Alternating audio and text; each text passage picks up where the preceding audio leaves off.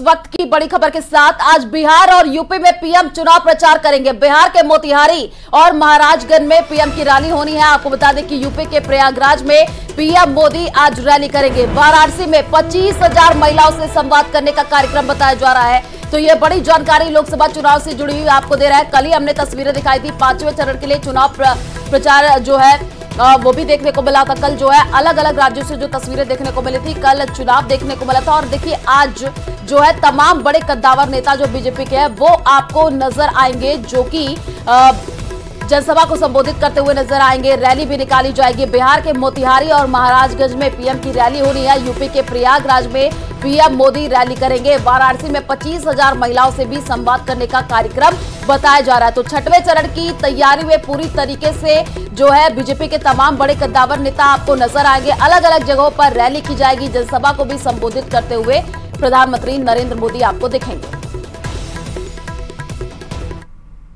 और चलिए रुक करते अगली खबर की ओर। पहले चरण के चुनाव के बाद ही बीजेपी ने कांग्रेस के घोषणा पत्र में मुसलमानों को आरक्षण का मुद्दा जोर शोर से उछाल दिया था, जो 5वें चरण के बाद भी जारी है। अब बीजेपी ने मनमोहन सिंह के बाद राहुल गांधी का 11 साल पुराना एक बयान सोशल मीडिया पर पोस्ट किया है। और पीएम ने इसी बयान का जिक्र कर राहुल गांधी के साथ कांग्रेस पर जोरदार हमला बोला है। देखिए रिपोर्ट।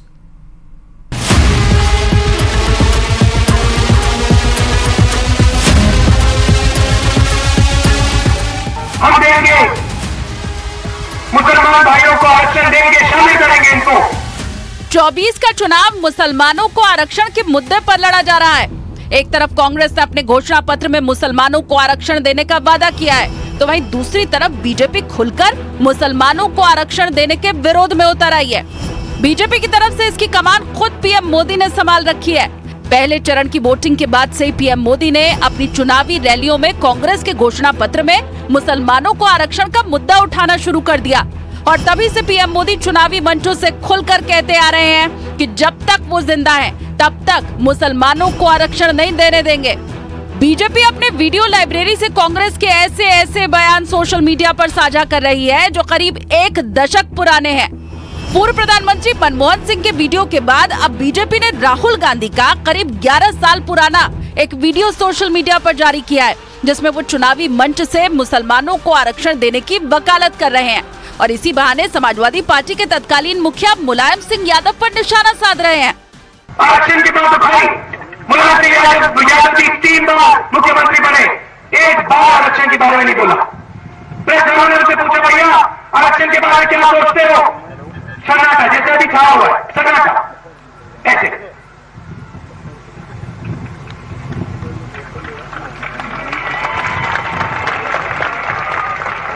दो 3 बार पूछा, सन्नाटा।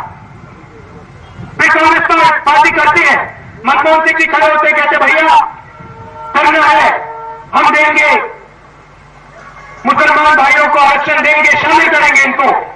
मुलायम सिंह जी खड़े होते कहते भैया अगर मैं होता मैं ज्यादा करता, मगर थे 3 बार थे, क्यों नहीं किया?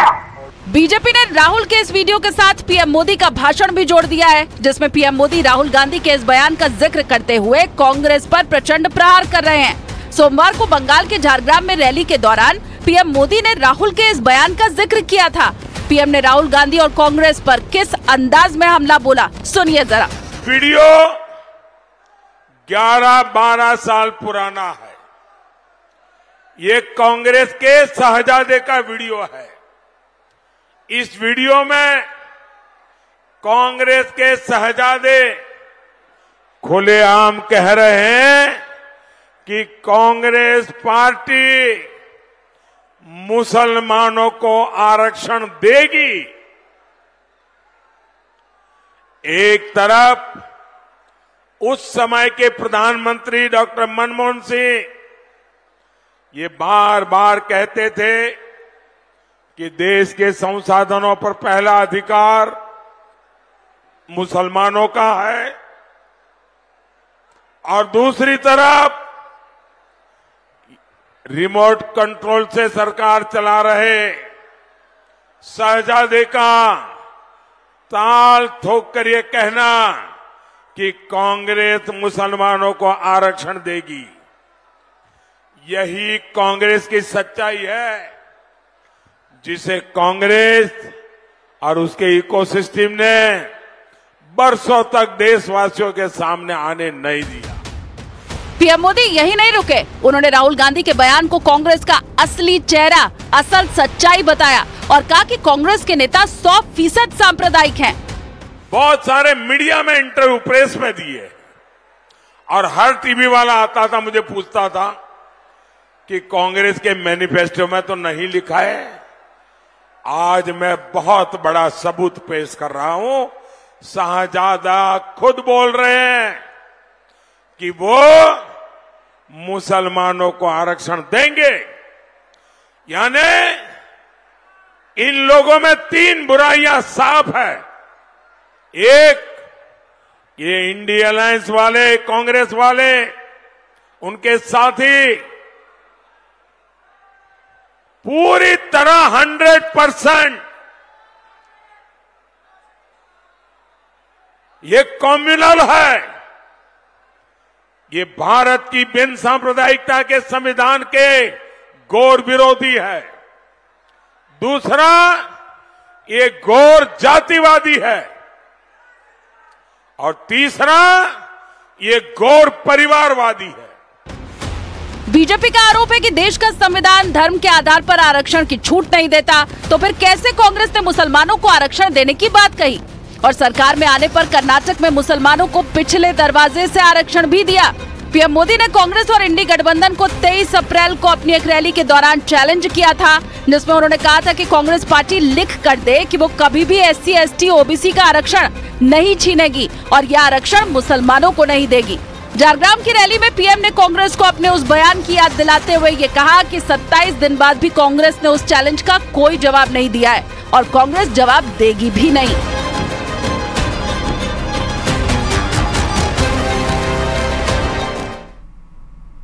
और चलिए रुक करते हैं अगली खबर की ओर। बीजेपी के पूर्व प्रदेश अध्यक्ष सतीश पुनिया चुनाव प्रचार में जुटे हुए हैं और इसी कड़ी में हरियाणा में उन्होंने भारतीय सेना के पूर्व अधिकारियों के साथ संवाद किया। उन्होंने तीसरी बार मोदी सरकार बनाने के संकल्प को लेकर के संवाद किया। उन्होंने रोहतक में भारतीय सेना के पूर्व अधिकारियों को मोदी सरकार की उपलब्धियां भी बताई। तो ये बड़ी जानकारी आपको दे रहे हैं हरियाणा के रोहतक से। तस्वीरें हम आपको दिखा रहे हैं जहां पर आप देख पा रहे हैं सतीश पुनिया आपको नजर आ रहे हैं। उन्होंने मुलाकात भी की है। मोदी सरकार की जो उपलब्धियां है वो उन्होंने बताया है। चुनाव प्रचार में पूरी तरीके से सतीश पुनिया जुटे हुए हैं। और कोटा से बड़ी खबर सामने आ रही है। कोटा के करीब 12 स्टूडेंट्स किर्गिस्तान में फंसे हुए हैं। दहशत के साए में 3 दिन से हॉस्टल में ये लोग कैद है। स्टूडेंट्स को कुछ भी यहाँ पर नसीब नहीं हो रहा है। खाने के लिए काफी समस्या उनको झेलनी पड़ रही है। परिजनों ने सुरक्षित भारत लाने की अपील की है। हिंसा भड़कने के साथ ही हमलावर परेशान भी कर रहे हैं। तस्वीरें जो दिन पर दिन निकल करके आ रही है उसमें देखिए स्टूडेंट्स को काफी परेशानियों का सामना करना पड़ रहा है। और अब तो दहशत के साए में जो है हॉस्टल में कैद रह करके जो स्टूडेंट्स है उनकी भी तस्वीरें निकल करके आ रही है। स्टूडेंट्स को समय पर खाना नसीब नहीं हो रहा है। परिजनों ने सुरक्षित भारत लाने की अपील की है। हिंसा भड़काने के साथ ही हमलावर अब परेशान भी कर रहे हैं। तो लगातार बातचीत भी की जा रही है स्टूडेंट से। तस्वीरें भी हमने आपको दिखाई, उनसे हालचाल भी पूछा जा रहा है और कवायद यही की जा रही है कि जल्द से जल्द जो स्टूडेंट्स वहां पर फंसे हुए हैं उनको बाहर निकाला जाए और भारत लाया जाए।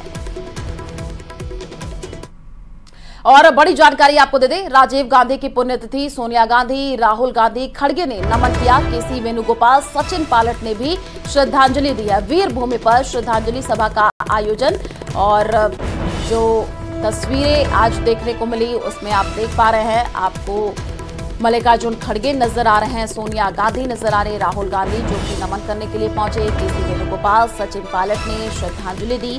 वीर भूमि पर श्रद्धांजलि सभा का आयोजन किया गया। तो दिल्ली से ये तस्वीर जो हम आपको दिखा रहे हैं उसमें आप देख पा रहे हैं जिसमें सोनिया गांधी, राहुल गांधी, खड़गे जो है वो श्रद्धांजलि देने के लिए पहुंचे।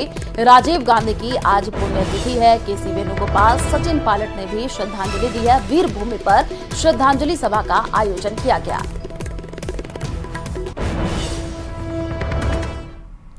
और चलिए रुक करते अगली खबर की ओर। विदेश से मिले भारी भरकम चंदे पर आम आदमी पार्टी मुसीबत में घिरती नजर आ रही है। ईडी ने इस बारे में अपनी जांच रिपोर्ट गृह मंत्रालय को सौंप दी है।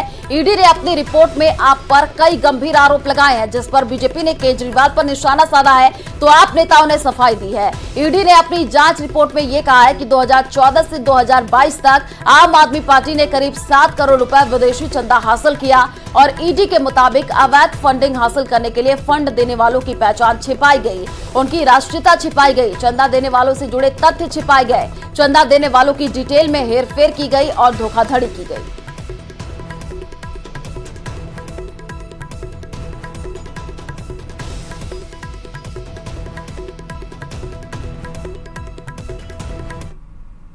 और स्वाति मालीवाल बदसलूकी मामले में आपने एक बार फिर बीजेपी पर साजिश का आरोप लगाया है और आप नेता को ही झूठा करार दे दिया, जिसके बाद स्वाति मालीवाल ने उनके खिलाफ मोर्चा खोल दिया और आप नेताओं को कोर्ट तक घसीटने की चेतावनी दे डाली।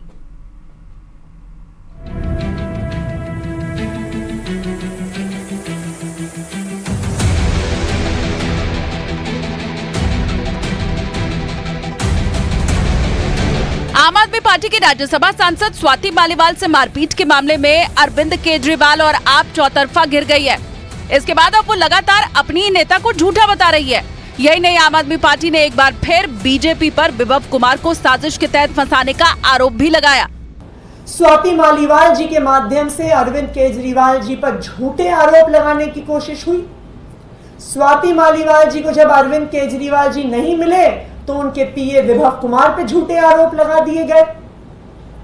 लेकिन फिर से भगवान हमारे साथ था और स्वाति मालीवाल जी की वीडियो फुटेज पूरे देश के सामने आ गई। आपके लगाए गए इन आरोपों के बाद स्वाति मालीवाल ने अपनी पार्टी के खिलाफ मोर्चा खोल दिया। उन्होंने अपने ऊपर लग रहे तमाम आरोपों पर आम आदमी पार्टी के नेताओं पर पलटवार किया और सोशल मीडिया प्लेटफॉर्म एक्स पर एक लंबा चौड़ा पोस्ट किया।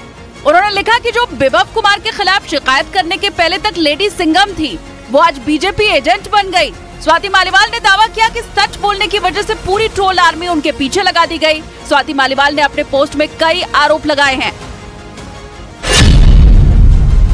उन्होंने लिखा कि कल से दिल्ली के मंत्री झूठ फैला रहे हैं कि मुझ पर भ्रष्टाचार की एफआईआर हुई है, इसलिए बीजेपी के इशारे पर मैंने ये सब किया। ये एफआईआर 8 साल पहले 2016 में हो चुकी थी, जिसके बाद मुझे सीएम और एलजी दोनों ने 2 बार और महिला आयोग के अध्यक्ष नियुक्त किया। केस पूरी तरह फर्जी है, जिस पर 1.5 साल से माननीय हाईकोर्ट ने स्टे लगाया हुआ है, जिन्होंने माना है कि पैसे का कोई लेन देन नहीं हुआ है।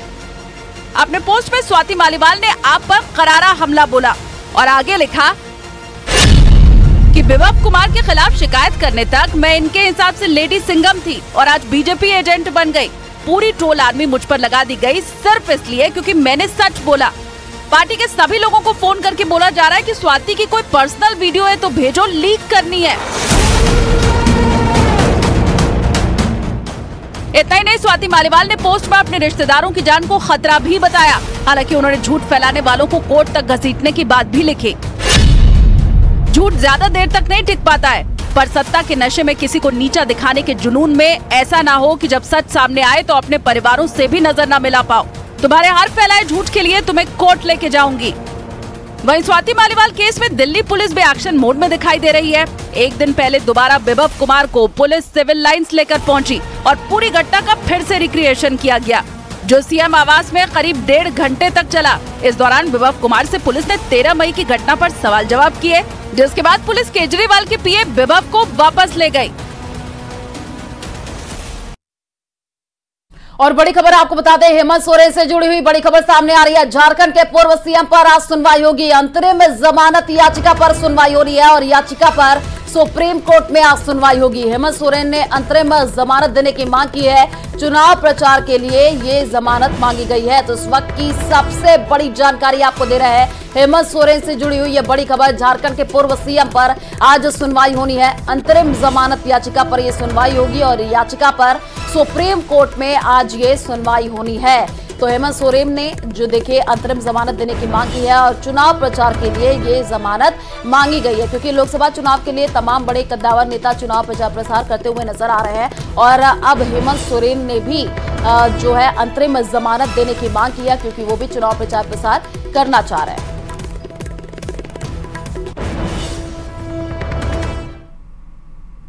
और चलिए रुक करते हैं अगली खबर की ओर। आम आदमी पार्टी के लिए आज का दिन बेहद अहम है, क्योंकि पार्टी के नेता और दिल्ली के उप मुख्यमंत्री मनीष सिसोदिया की जमानत याचिका पर आज कोर्ट फैसला सुना सकता है। यानी मनीष सिसोदिया को अभी और जेल में रहना होगा या उन्हें बेल मिलेगी, उसका फैसला हो सकता है।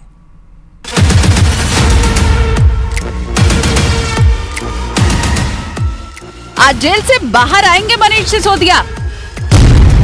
मनीष सिसोदिया को कोर्ट से मिलेगी राहत। आज का दिन दिल्ली के पूर्व उप मुख्यमंत्री और आम आदमी पार्टी के नेता मनीष सिसोदिया के लिए काफी अहम है, क्योंकि सिसोदिया तिहाड़ जेल से बाहर आ सकेंगे या नहीं, इस पर शाम 5 बजे दिल्ली हाईकोर्ट अपना फैसला सुना सकता है। मनीष सिसोदिया ने सीबीआई और ईडी दोनों के ही मामलों में जमानत याचिका दाखिल की है। दिल्ली के उप मुख्यमंत्री की जमानत याचिका पर 14 मई को दोनों पक्षों की दलील सुनने के बाद कोर्ट ने फैसला सुरक्षित रख लिया था। इस दौरान सीबीआई ने मनीष सिसोदिया को जमानत दिए जाने का विरोध किया था।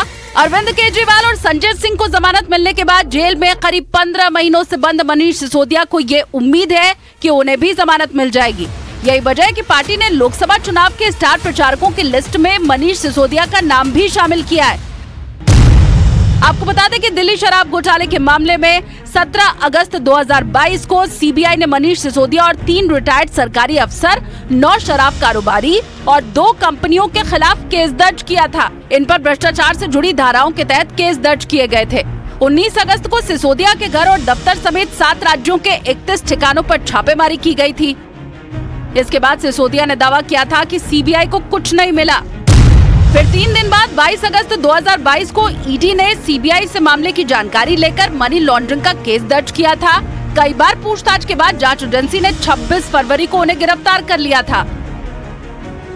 सिसोदिया पर आरोप है कि उन्होंने मनमाने और एकतरफा फैसले लिए थे। उनके फैसलों की वजह से सरकारी खजाने को भारी नुकसान पहुंचा और शराब कारोबारियों को फायदा हुआ।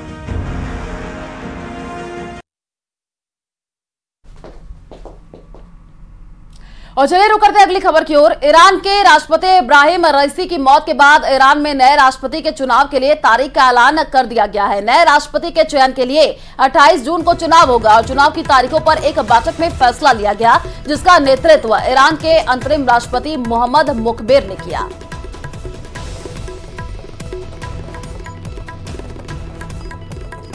तो ये बड़ी जानकारी आपको दे रहे हैं। आपको बता दें कि नए राष्ट्रपति के चयन के लिए 28 जून को चुनाव होना है और चुनाव की तारीखों पर एक बैठक में ये फैसला लिया गया, जिसका नेतृत्व जो है ईरान के अंतरिम राष्ट्रपति मोहम्मद मुकबिर ने किया।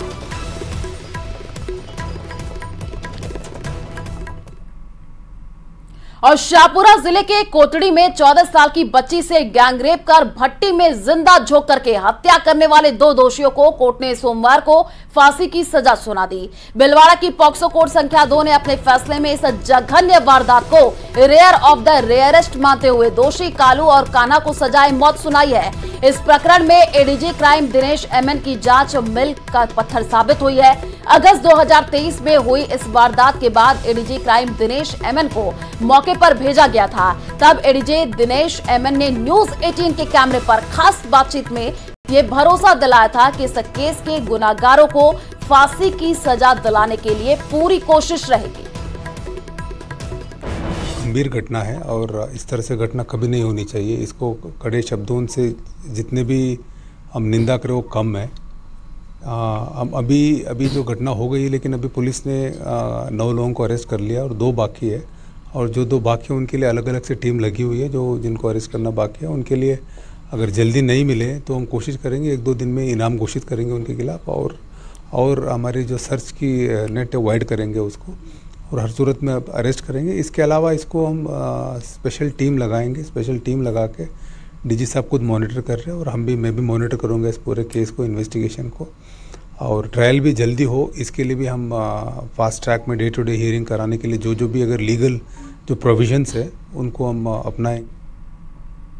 और लोकसभा चुनाव से जुड़ी हुई बड़ी खबर, चुनाव प्रचार में राजस्थान के नेता जुटे हुए हैं। दूसरे राज्यों में ताबड़तोड़ प्रचार किया जा रहा है। सीपी जोशी भुवनेश्वर में मोर्चा संभाल रहे हैं तो मंत्री जोगाराम पटेल ने ढेंकानाल की कमान संभाल रखी है। आपको बता दें कि मंत्री अविनाश गहलोत को संबलपुर का जिम्मा मिला है। नारायण पंचारिया पुरी में चुनाव प्रचार कर रहे हैं और घनश्याम तिवारी दिल्ली में चुनावी रैलियां करेंगे। हरियाणा में सतीश पूनिया की चुनावी रैली होगी और रोहतक में खिलाड़ियों से मुलाकात और संवाद का भी कार्यक्रम होना है। करनाल कुरुक्षेत्र में भी चुनावी सभा होगी। तो देखिए, अब छठवें चरण की तैयारी में बीजेपी पूरी तरीके से जुटी हुई है। राजस्थान के तमाम बड़े कद्दावर नेता आपको अलग अलग राज्यों में नजर आएंगे, चुनावी रैलियां करते हुए नजर आएंगे, जनसभा को संबोधित करते हुए नजर आएंगे।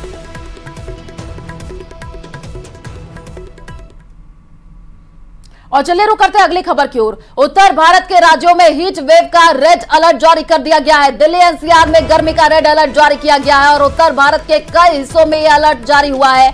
पश्चिमी राजस्थान, हरियाणा और पंजाब में रेड अलर्ट, वहीं पूर्वी राजस्थान, यूपी के कुछ हिस्सों में ऑरेंज अलर्ट जारी कर दिया गया है। दिल्ली के नजफगढ़ में 47 डिग्री के पार जो है पारा पहुंच चुका है और इसी को देखते हुए अब रेड अलर्ट और ऑरेंज अलर्ट कई जगहों पर जारी कर दिया गया है। दिल्ली एनसीआर की अगर हम बात कर ले तो गर्मी यहां पर बहुत ज्यादा पड़ रही है, तो रेड अलर्ट जारी कर दिया गया। उत्तर भारत के कई हिस्सों में अलर्ट जारी किया गया है।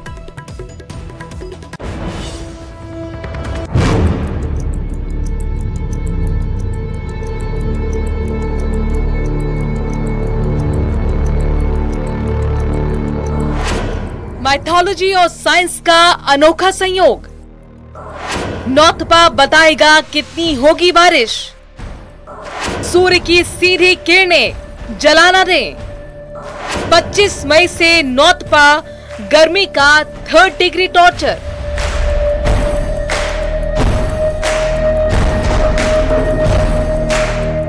राजस्थान में गर्मी का सितम लगातार बढ़ता जा रहा है। पूरे प्रदेश में झुलसाने वाली गर्मी पड़ रही है।